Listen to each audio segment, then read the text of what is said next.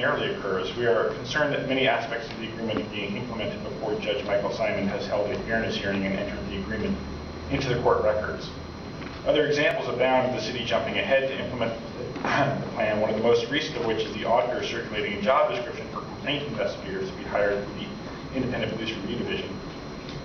We certainly have been supportive of the idea of IPR doing its own investigations over the years, but suggested that their investigators be funded with dollars originally allocated to police internal affairs as a means to end the decades-long practice of police investigating the police.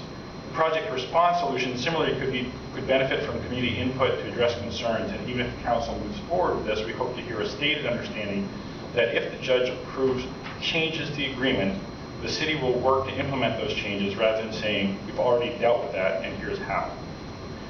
The second concern is the now deeply disconcerting integral relationship between the service provider, Cascadia Behavioral Health Care, and the Bureau, particularly around a controversial case of an officer-involved shooting.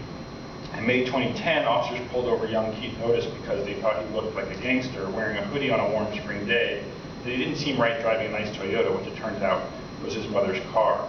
Otis, I mentioned, that was the gang enforcement team, and that Keith Otis was African American. Perhaps that played into the traffic stop. Anyway, as you all know, the traffic stop ended with Keith Otis dead and 23 police bullets in him, and Officer Chris Burley being wounded by 1 or 2, it's still unclear, bullets to his legs. Burley had been at Otis's driver's side door trying to extract him by, among other things, punching him in the face. Officer Burley is now a member of the Cascadia Board of Directors, whose chair is Felicia Otis' mother. We did not realize that Captain Donner Henderson, who's now an assistant chief, was previously on Cascadia's board.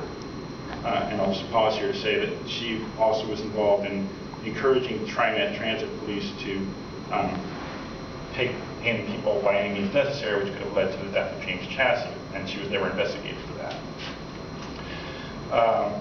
While there's a strong argument for the police to have a better understanding of mental health issues, it's a deep concern the Bureau working its way through findings of unconstitutional practices is helping guide the area's largest mental health provider.